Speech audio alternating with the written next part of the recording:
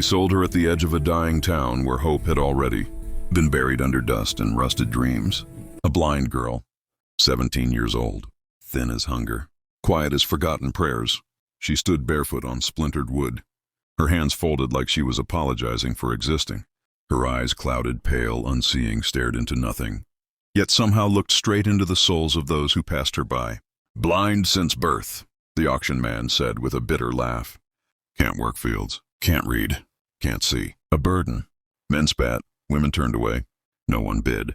Her name was Lily, though no one used it anymore. To them she was useless.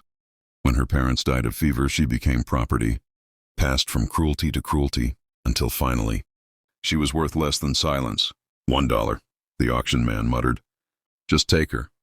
The crowd laughed. $1 was an insult. $1 was mercy twisted into mockery.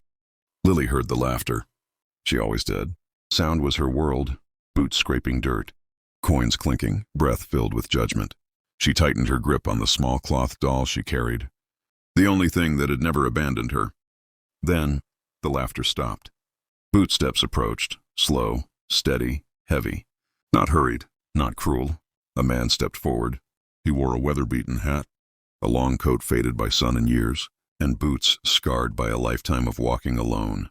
His face was rough, beard touched with gray, eyes deep like storms that never spoke their names. The silent cowboy. People knew him, but no one knew him.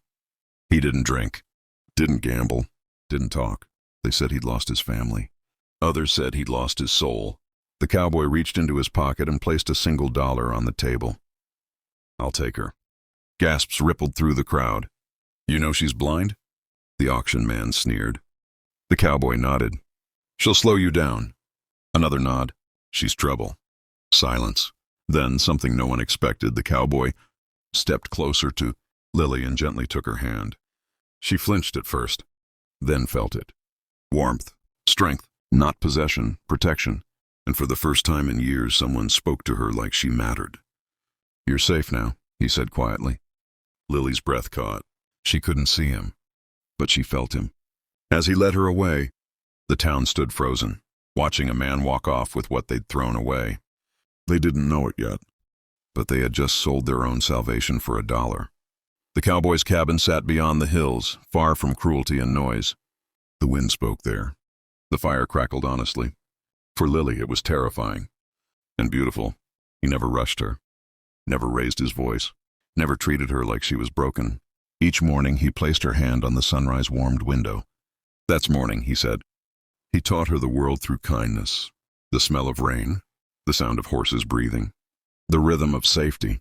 At night, Lily would sit by the fire, listening to him sharpen tools in silence. One evening, she finally asked, "Why did you buy me?" The cowboy paused. "I didn't buy you," he said. "I chose you." Her hands trembled. "No one's ever chosen me." Weeks passed, then months. Lily began to change, not in her eyes, but in her spirit. She laughed. She sang softly while cooking. She learned the cabin by heart, moving with confidence. The cowboy listened from the doorway, something heavy in his chest loosening for the first time in years. One stormy night, Lily woke screaming, memories of chains, of laughter, of being unwanted. The cowboy rushed in, sat beside her bed, and held her hand. "You're not alone," he said. Her tears soaked his sleeve. "I can't see," she whispered. "I'll never see you." The cowboy swallowed hard. "You see more than most." Years later, the town faced ruin, drought, sickness, starvation. Word spread of a blind girl who healed, hearts with words, and a cowboy who fed the hungry, without asking names.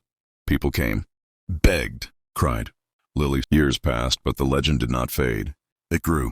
People began to whisper about the blind girl who spoke like she could see into souls, and the silent cowboy who once paid $1 for what the world had thrown away. Travelers came from distant towns, not to mock, not to judge, but to listen. Lily had grown into a woman whose blindness no longer defined her. Her steps were confident. Her voice, soft, steady, carried more weight than sight ever could. She could hear lies in hesitation, fear in breath, and truth in silence. And the cowboy? He was silent no longer. He spoke when it mattered. One evening, a man arrived on horseback, wounded and desperate. His voice shook as he confessed. He was the same auction man who had sold Lily for $1. I deserve nothing, he said, falling to his knees. But my daughter is blind and dying. The room went quiet. Lily stood still. Her fingers tightened around the edge of the table. The past rose like a storm inside her. Laughter, chains, humiliation. The cowboy watched her, ready to step in. But Lily lifted her chin. "Bring her," she said. The man wept. When the child arrived, frail and frightened, Lily knelt before her and took her hands, just as the cowboy once had with her. "You're safe now," Lily whispered. That night, as the fire burned low, the cowboy spoke words he had buried for decades. "I lost my wife and son because I was angry at the world," he said. "I stayed silent because I didn't trust myself to care again." Lily reached for him. "You didn't save me," she said gently. "We saved each other." Spring came early that year. Crops grew where dust once ruled. People stopped seeing Lily as the blind girl and began seeing her as the light. And on a quiet morning, standing outside the cabin, the cowboy placed Lily's hand over his heart. "I never knew how to say this," he said, "but choosing you saved my life." Lily smiled. "I never needed eyes to see that."